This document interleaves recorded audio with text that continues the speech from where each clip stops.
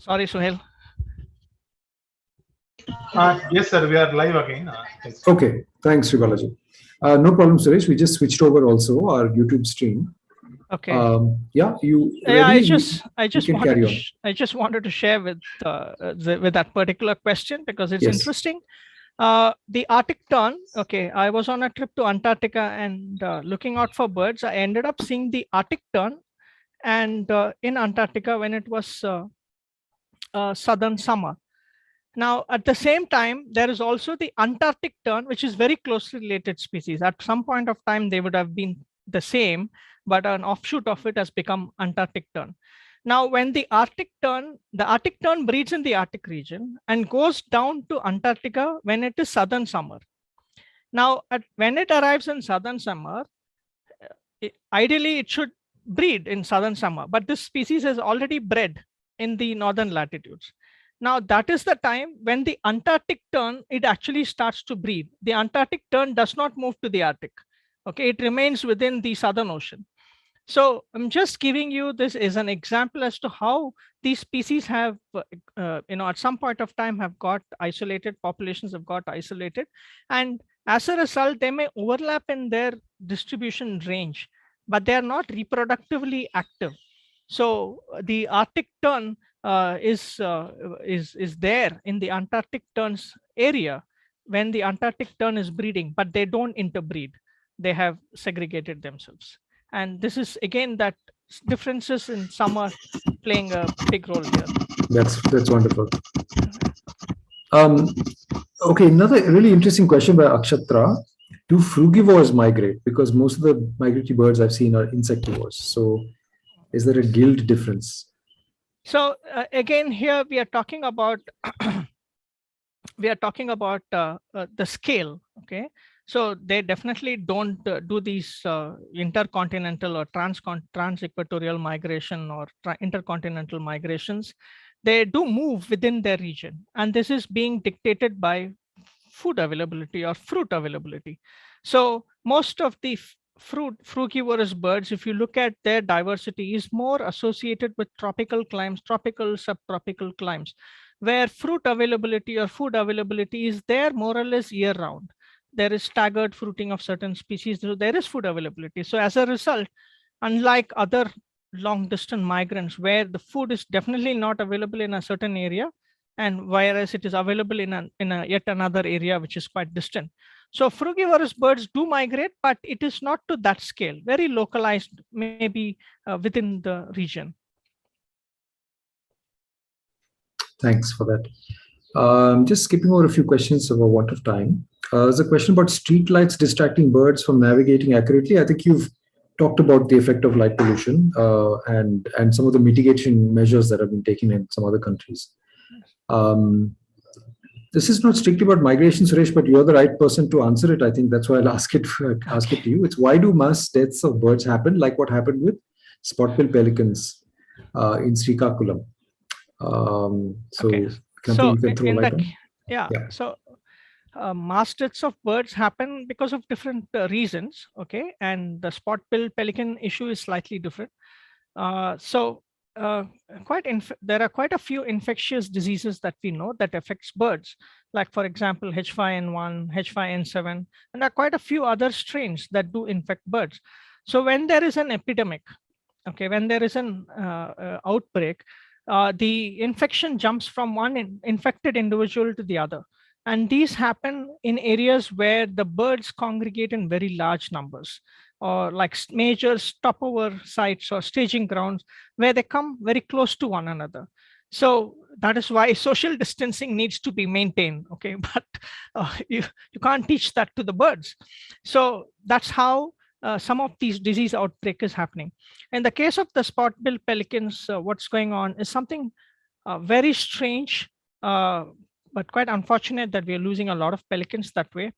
Now, almost all wild species, including humans, we have nematodes in our alimentary system. Okay, of course we take tablets and stuff like that, medication, and we are free of it, but all wild species do have nematodes or nematode parasites or endoparasites, and this is part of their system. So there is a host parasite co-occurrence that happens in them. In the case of spot-bill pelicans, we noticed this first in Mysore, where there were mortality of birds that was happening. And what we found is that the nematode parasites migrate from the alimentary canal, move up into the proglottis or the stomach, where it opens out into the alimentary, blocking it. So first of all, there is a lot of nematodes, and then all of these nematodes move up into the proglottis or into the stomach and coil up, creating discomfort. Now, when discomfort sets in, the birds basically become sick or weak and stop feeding, and so the birds start to starve. Now, what we notice is that these nematodes are basically sucking nutrients from the from the hosts. And so somehow, strangely, the hosts are ending up killing, the parasites are ending up killing their hosts. And that also would mean that they will die. And this is what exactly is what we are noticing. Now, why is this happening?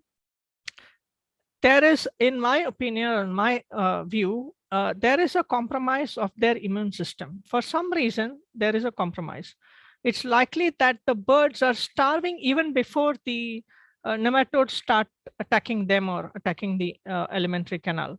So they're probably not getting enough fish. So we really need to know a lot more about where are these birds foraging, and are they acquiring these nematode parasites more? Are these aquatic systems where they're foraging, have they become are they very poor in quality that the pelicans have nowhere else to go? So there is still a long way ahead to understand what is going on with the spot-bill pelican, but definitely there is clear signs that the parasites are killing the host, which ideally should not be happening.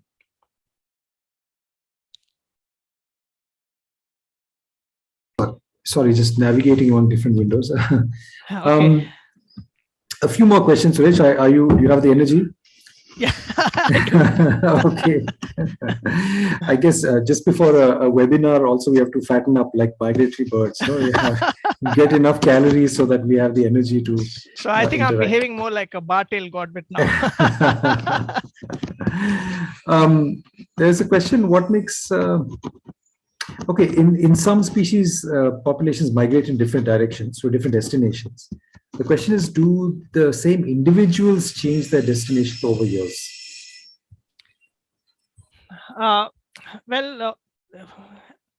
Only in recent times, with some tracking studies coming in, we are able to understand this. Okay, so there are evidences, there are examples of some of these birds changing their destinations, but it's not happening in a major way.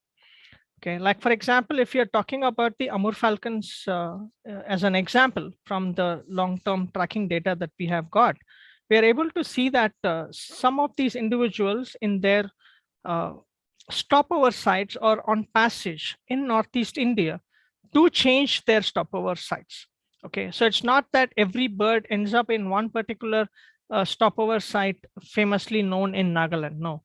There are multiple stopover sites, and these birds do shift their stopover sites. The same is also being observed in their breeding grounds as well as in the non-breeding grounds. In a certain year, in the breeding grounds, they seem to be a lot more, seem to show a lot more site fidelity, almost going back to the same tree to nest. But in the non-breeding grounds in Southern Africa, they do shift their stopover sites across years or across time, even within that season. So if you ask me why that is happening, in my opinion, that is being shaped by weather conditions there, which is again influencing food availability in and around the areas where they stop over or where they winter. Thanks, Krish. Apologies, there's some construction, so there's some disturbance. How do birds know how much food to consume before undertaking migration? That's a tough question. I really don't know. They just eat till they're full. Yeah. But to add to what your question is all about, even again in the case of the Amur falcons, when they are arriving into Nagaland, they are arriving actually very thin. They are not really heavy. So they don't have enough fat reserves to continue on their journey. This is why they stop over for a longer duration in Nagaland, and they fatten up. So studies like catching the Amur falcons early in the season and then catching them towards the time of departure will throw more insights. And local hunters, I have learned from them that they don't fancy eating these birds when they arrive. They allow the birds to be there and fatten up, and only towards the end that they would eat them. They say that it's very oily. So oily means there's a lot more fat that they've put on. So they're not going to put on hundreds of grams. So they just cannot overshoot their minimal that is there. That is why they will be now heading next to Somalia. And there they will have to again stop over and feed again to fatten up and move on. So they put on adequate fat reserves that is required for the journey. That they don't become obese birds that will be detrimental to their flight over the Arabian Sea. They would take adequate and go down to Somalia, use up the reserve, go to Somalia and feed again. Thanks, Suresh. Interesting question. How do birds actually know where to migrate? So how do Amur falcons know they have to migrate to the south west, or bar-headed geese, how do they know they should migrate to the south? So like I had told you earlier, they definitely have a magnetic sense of which direction that they have to head to. They have evolved this over time. Now we know that the populations of, all of the Amurs, they breed in northern China and then go down all the way to southern Africa. And they seem to have these specific routes. Like from India, they have to follow this course of coming down towards Andhra Pradesh, Odisha, Andhra Pradesh, and then cutting across the peninsular India, going into Goa, Maharashtra, and then flying across over the Arabian Sea. Now, these migratory routes is also being shaped in this particular species, is being shaped by prevailing winds. So the northeast monsoon winds and other wind systems in the region during their southbound and northbound migration is actually dictating which is the path that they should be taking to reach there. So they may have a overall magnetic sense or magnetic field view of it. Okay, so from there on, they need to depend on other environmental cues. Thanks, Suresh. We're running out of time a little bit because I need about 15 minutes for my questions. Sorry. But there's such interesting questions about migration and it's so fascinating. I just wanted to add, if you don't mind, to this point. There's some studies on blackcaps in Europe, these little warblers, and they are in two populations, Western and Eastern. The Western populations migrate straight south into Africa, and the Eastern population have to migrate southwest. And what they do is there seems to be a genetic component to their where they migrate, because if you take the Eastern birds and move them to the west, right, they still want to migrate southwest, which would mean they'll go into the Atlantic Ocean. Absolutely. And if you take the Western birds to the east, they still want to migrate south, which would take them not into Africa but elsewhere. Absolutely. So there's some genetic underpinning, at least for some species. Yes. There's a question about how detailed are the data gathered through satellite devices, and the person asking this question is very ambitious. Can we get details of energy consumed per hour, destination they stop, flock strength, and do we get real-time data, which I think you've mentioned already? So I think I'm not going to be in a position to answer some of those, but the real-time data stuff that I can talk about, it is near real-time. It's not real-time because there is a delay. The delay is basically that the satellite is picking it up and then sending it to a ground station. And then from the ground station, there are algorithms to clean up the data, and then it's finally sent to the user. So as of now, at this point of time, the Argos tracking system, there is a delay of about 4 hours, at this point of time is what I would say. So it's not real time, it's near real time. Thanks, Suresh. Again, I'll have to skip a couple of things. Do non-stop migrating birds sleep? Bar-tailed godwits, do they sleep? Well, there is evidence to suggest that part of one hemisphere of their brain goes to sleep or takes rest while the other hemisphere of the brain is active. There is the very famous example of the Alpine Swift, which populations we do have in India that breed in the Himalayas, but this is a species that's found all along the Asian and the European regions. So they are found in the European Alps or the French and Swiss Alps. And tracking studies on the Alpine Swift from Switzerland have actually found that these birds spend nearly 200 days in the air. They don't land anywhere. They're basically feeding, sleeping, drinking, everything in the air. And the study also suggests that during this entire course of their journeys, part of the brain keeps switching on and off. So that's how they end up sleeping. Thanks. It's amazing. No? Amazing. The more you learn about all this, it's just fascinating. Yes. I will have to skip over a few things. Sorry about this. Are there any species that migrate mostly as individuals and not as flocks? Yeah, so there are definitely quite a few species that migrate as individuals, but a large number of them are migrating, especially if we are talking about long distance migration. Then those long distance migrations is being facilitated by prevailing winds. Okay, like for example, the flights from Alaska to New Zealand or the Amur Falcon flight from India to Somalia, it's all dictated by the prevailing wind condition. So it's not just one Amur Falcon flying, there must be a large flock or small size flocks or different parties flying together, taking benefit of those winds. Having said that, of course, there are always exceptions. There are some birds which leave on their own. Like, for example, my first sighting of an Amur falcon was here very close to Dehradun in Rajaji National Park, one lone individual sitting on a silk cotton tree. There was nobody else. And this was too distant away from Nagaland. Why did this bird end up here? It's possible that this bird got carried away with certain winds and has landed up here, or it could be taking a different migratory route. So it's flying all by itself. So, but my understanding is that overall, many of these birds that are taking benefits from winds in order to move across, they are flying in flocks. There could also be other birds, like for example, wagtails.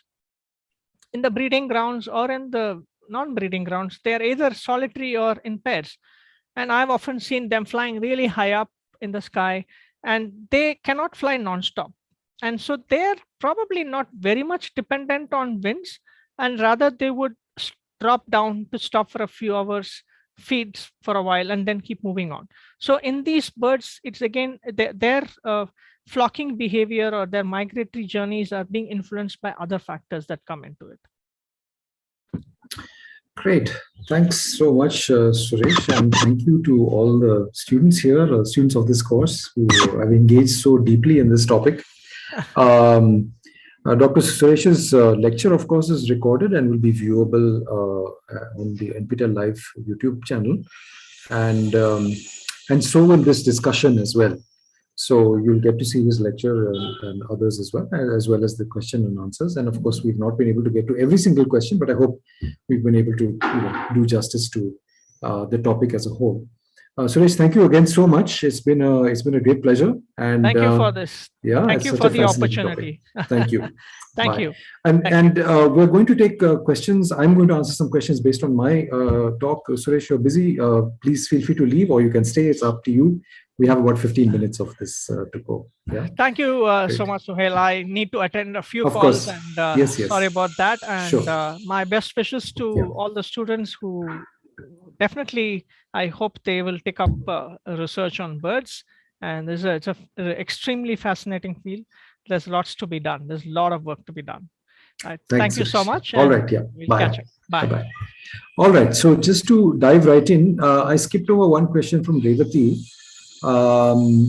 because it wasn't about migration in particular. So maybe I can address this. She says some birds are deafened, for instance, to study whether song learning is innate or otherwise. What happens to these birds subsequently? How will they survive in the wild with their hearing compromise? So, Revati, most of these experiments that are invasive, that involve some kind of damage to eyesight or hearing or something like that, are done on captive birds. So, a favorite study subject for song learning is zebra finches for a number of different things. So zebra finches are kept in captivity and various experiments are done.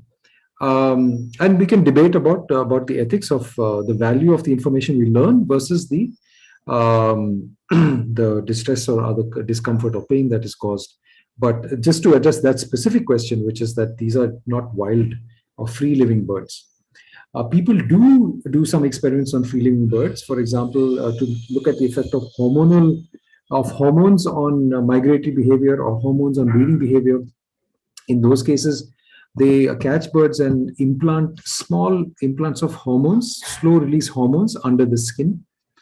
And those are very small implants, as I understand it. I've not done it myself. And after the hormone has been released, they just remain harmlessly under the skin. So in general, certainly with free living birds, researchers study free living birds, it's clear that they, even if they don't care about the ethics, which of course we all do, it's clear that the experiments that people conduct have to be as unobtrusive as possible if you are to learn anything about the bird in its natural habitat. If the experiment you do is going to change the bird's natural behavior, then it's not a good experiment at all. And the information, the knowledge you gain is not useful because it isn't about the natural behavior of the bird. So that's all I'll say for the moment on that.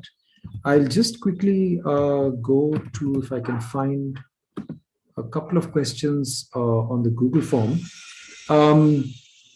Deepak asks, forest departments around the country conduct bird counts annually. Is it possible there could be measurement bias or error while observing species abundance and diversity? And indeed, of course, not just by forest departments, but by anybody who conducts counts or surveys of birds. The very obvious thing is that we are likely to be more accurate in our counts for birds that are very visible or very audible. So large birds or birds that sing prominently, those will tend to come more into our data than birds which are shy or cryptic or skulking.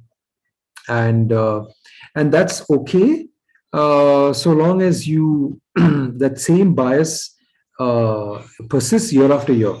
So then we might ask, for a big prominent bird like, let's say, grey heron, how is its numbers changing over years? We can do that if we assume that the bias remains the same over years. Or a cryptic bird like, let's say, Balen's crake or something like that, which very hard to see, although the numbers will be too small or the sightings will be too small to compare. What is harder to compare is the numbers of birds across species, which have different detectability or visibility. So that's something that we all have to be aware of. Devendra Thakur asks, there should be one more criteria for any goal in research design, which should be, the goal should be time bound. So how do we evaluate the total time required to complete the research and so on? And I would say to the questioner that that's actually not part of research design, that your time constraints or the funding constraints or whatever else is sort of outside the realm of the logic of science. So in the research design, I was only talking about the logic of how one would try and design a research project such that the question will be answered or has the greatest likelihood of being answered.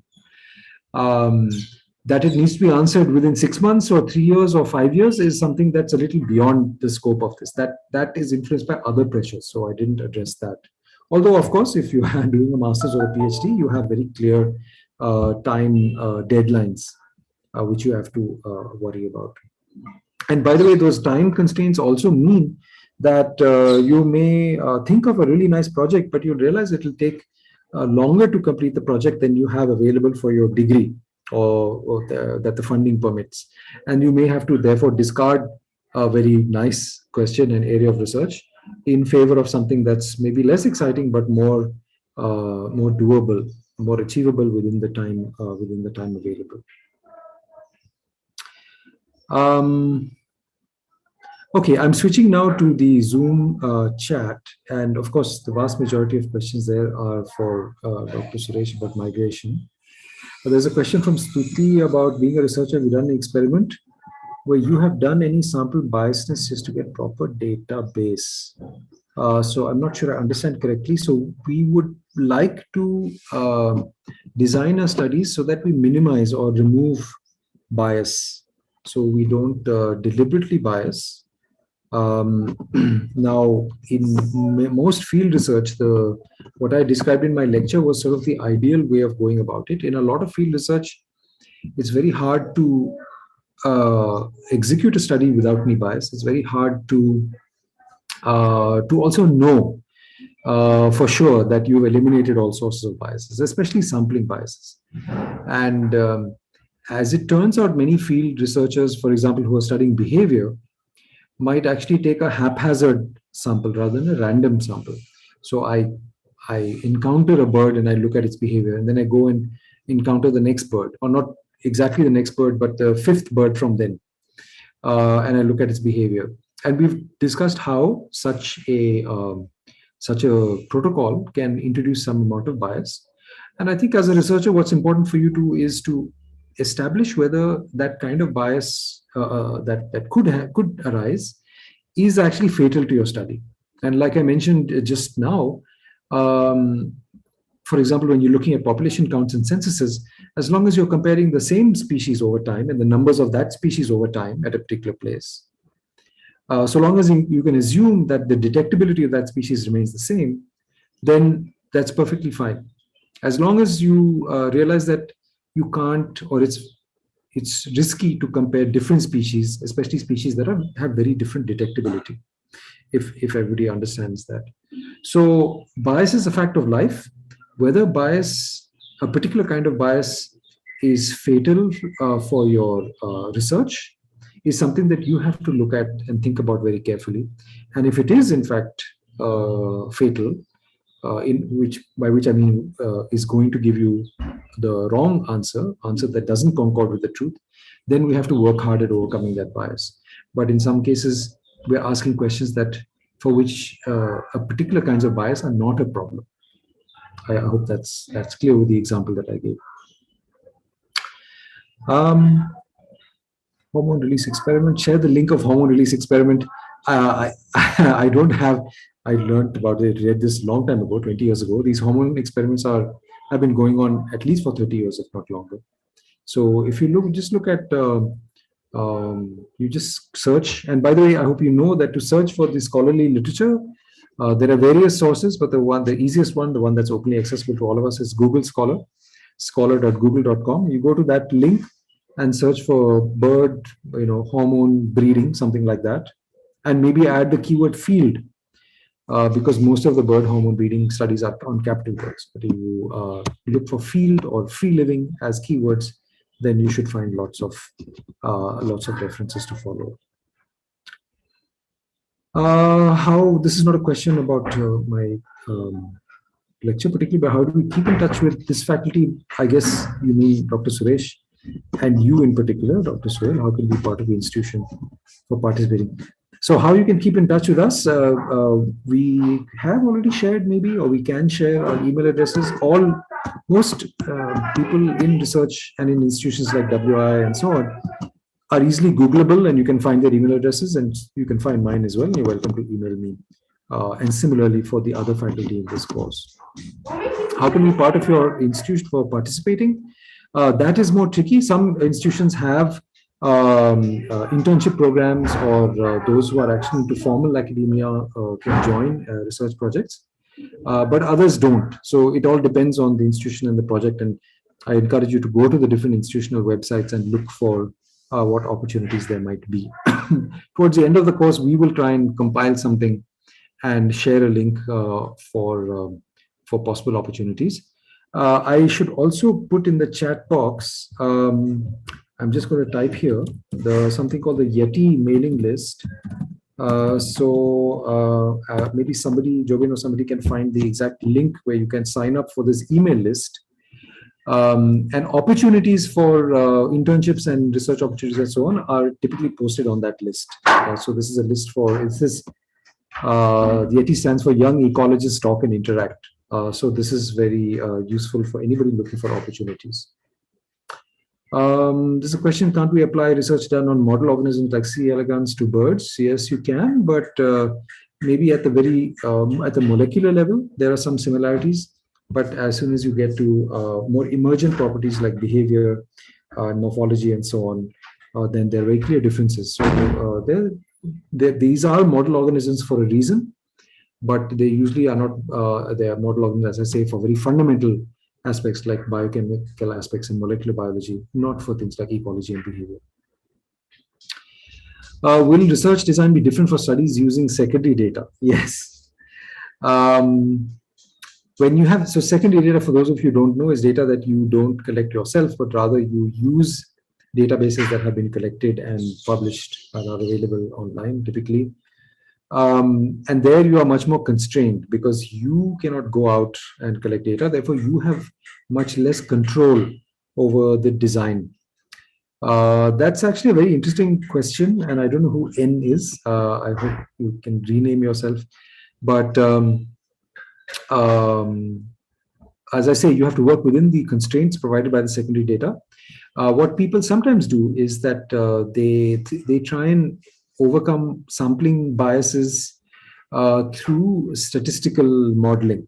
And in your statistical modeling, you can try and account for the fact that, for example, if you use eBird data, that a much larger proportion of eBird data is from Kerala than from most other states. And Kerala is a very small state. So you'll have to make sure that you, when you're calculating, let's say, abundance measures or frequency of reporting, that you don't allow regions of more dense data to influence the result more than regions of less dense data. Does that make sense? So you have to average over space and therefore not allow the density of data to influence it. So there are other various aspects. And of course, the kinds of biases differ depending on what kind of secondary data you're looking at. That's about all I'll be able to say at the moment. We could potentially have a longer discussion about that later. How can one keep in touch with you? So meet.yeti@gmail.com is the email address, but there is a web link where you can sign up. Niharika, thank you. That's in. And it's on a portal called Freelists, freelists.org. So if you Google Yeti and Freelists, then you'll find it. Manjari, what technological advances are most exciting in contemporary research? I hope this is not Manjari Jain, my colleague who's trolling me. And this is a student called Manjari. Okay, no. It depends so much, Manjari, on what kind of research you're talking about. For example, Dr. Suresh talked about technology, and we'll end with this, I think, because we're out of time, but technology for satellite tracking, and that the satellite tags are getting smaller and smaller and lighter, and therefore it's being possible to deploy them on smaller and smaller birds, which otherwise earlier could not be studied in this way. There are other technologies to study migration. People have used stable isotope analysis, because different parts of the world show different proportions of isotopes of different elements. And if you know the isotope ratio in the diet of a bird, then you can roughly place where it ate that food. And because birds grow feathers at particular time of year, the feathers contain the same isotope signature as the food that was consumed when the feathers are growing. And so people have used museum specimens and taken feathers from museum specimens and looked at the isotope ratios to infer where those birds might have been at the time that feathers were grown. And we know roughly what time different species grow different sorts of feathers. So for bird migration, those are some of those advances. Isotope analysis, by the way, is a much older technique. It's not contemporary. I'm a bit of a dinosaur. I don't quite keep track of technological advances in contemporary research. For citizen science, for example, the spread of smartphones and the internet has been amazing to spread this notion that all of us can contribute to knowledge about the world. And so we see this tremendous growth in citizen science, which is fueled certainly partly and maybe quite significantly by just the everyday technology that we use, smartphones and internet. And similarly, there'll be other techniques, to study the evolution of birds and the fossils and dating fossils. What time how many million years ago, thousands of years ago was this fossil deposited? There'll be other techniques in physiology. There are techniques in studying bird behavior, where earlier we used to just watch birds through binoculars or whatever and write down their behavior. And now people do a lot more where they video record birds, or maybe a flock of birds or an individual bird. And there are techniques where software can automatically analyze the behavior of birds. And one of the advantages of that is it can reduce some of the biases that we might bring with us as human observers. So there are those kinds of technological advances as well. It's 2 minutes past 5. I think we should stop over here. I think we had a really exciting session on migration, and I hope you enjoyed it. I think this was our first guest lecture. We will have 3 or maybe more, 4 guest lectures like this in the course, and I hope all of you will attend them. They'll all be live. Sorry, not all of them will be live, but most of them will be live. And I hope you attend and ask lots of questions of our guest faculty. Thanks again, and see you next time. Bye.